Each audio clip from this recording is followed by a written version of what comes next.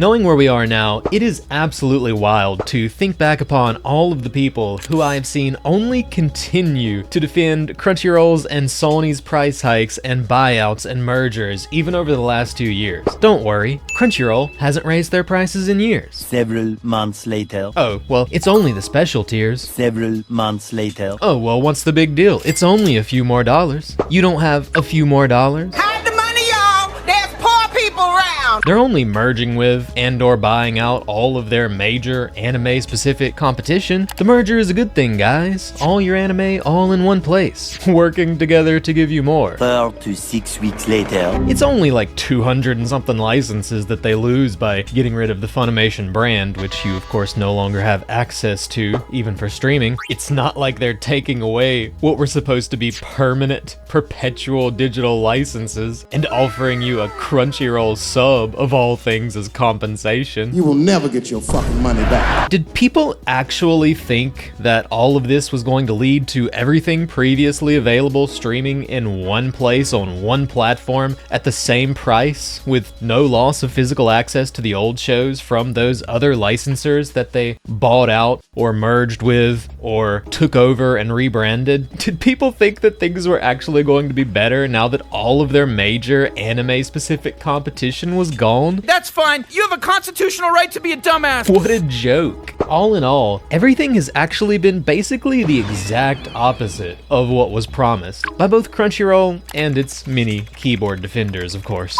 And now, 2 years and some change later, it's only the entire physical store being paywalled behind premium tiers only, not even accessible through the basic tier, and they're only outright selling the physical warehouse that they leased from the physical distribution competitor, Right Stuff, whom they once again bought out only to shut down. Oh, who could have seen this coming? All of this just as they begin a strict final sale event leading up to that new paywall model for their online store. Gee, I wonder what the natural conclusion of these events might be. I wonder where this is leading. Who can say? By the way, they're also slowly but surely finally starting to lose licenses to their own classic shows like Claymore and Black Lagoon, which they're not going to care about because new seasonal shows are all that people watch on this site anyway. Even classics like FMA Brotherhood, Code Geass, and DBZ are a drop in the bucket when compared to popular new seasonal shows on their platform. Those classic shows all top out at around 80 to 100,000 reviews on Crunchyroll. I pump those numbers up. Those are rookie numbers in this racket. While Solo Leveling has now reached 1 million, and basically any popular new shonen action series now quickly reaches 300k, basically by default. So there's no reason for them to care about the licenses to those classic shows going away to begin with. There's no incentive whatsoever. They're gonna make way more money and bring in way more subscribers based on those new seasonal shows. Look forward to my video on the quintessential Crunchyroll viewer, by the way, just as soon as I finish this giant spreadsheet of review counts and scores for every show on the platform. But anyway, once again, I'm obviously rambling. Let's save all of that for bigger, broader videos, and instead, let's talk about the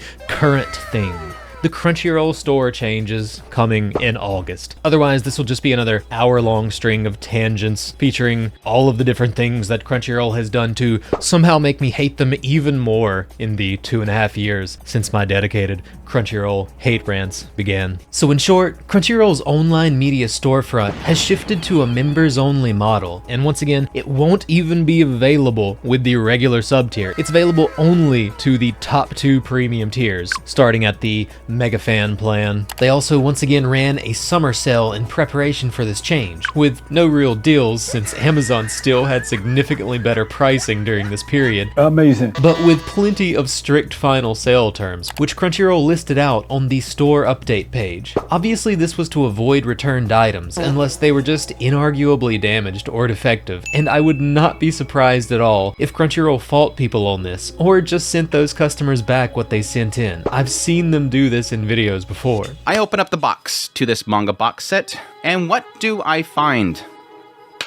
The same damn box set. The same one. The shrink wrap imperfections on the top of it are exactly the same. How do I know? Because I took pictures to send to them initially. It was the same damaged box set. Literally, when I sent the damaged one back, RMA, they took it, looked at it, and said, this is okay with this massive damage mark on the top of it and the smushed in corners. And they went and they put it back on the shelf. And then a week later, when they finally processed my replacement, they went over there and they grabbed the same damn box and they shipped it back to me. This time, I literally marked it and said, please don't send me the same damn one again. You're wasting my time. It took me 2 months just to get the replacement and it be decent enough that I'm like, I don't want to bother anymore. I'll accept this, wash my hands of it. But anyways, as I mentioned earlier, their Grimes, Iowa warehouse, once again, the one that they leased from Right Stuff, the physical media distributor who they bought out only to shut down because they obviously didn't want it competing with the Crunchyroll store.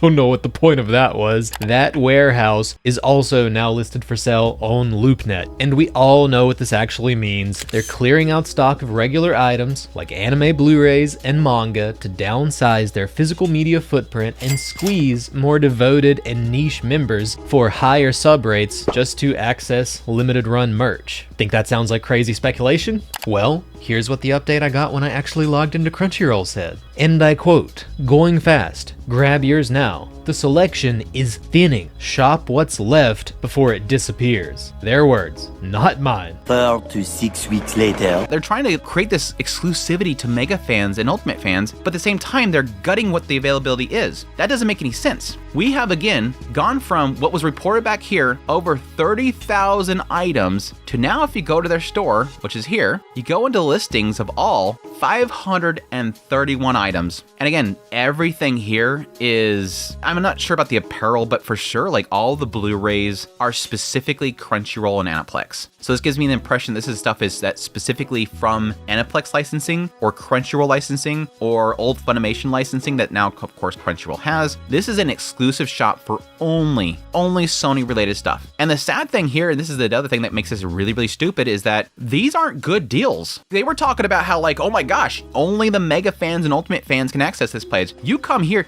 these are not good deals. Part 2 of season 6 for almost $60. These are all like almost $60. These are shirts for $60, hats for almost $30, $50 for a small little cheapo light. It looks like something from Temu. What is this? Where's the deals? So we have to like pay extra for a Mega fan or Ultimate fan to come here to see these crappy deals. I'm gonna guarantee you all this stuff you can get for probably half, if not a quarter the price from Amazon. He's right, you know. Sony, as well as Aniplex, of course, their other production company subsidiary, and by way of them, Crunchyroll began buying out the majority of the physical anime industry just 5 years ago, as well as much of their streaming competition, shutting down competition after buying them out and rebranding foreign distributors in both the US and the UK as Crunchyroll one by one. Once again, Sony already owns Aniplex as well as multiple studios, A1 and Cloverworks, and they even tried to buy out Japan's third largest publisher, Kadokawa, just a year and a half ago.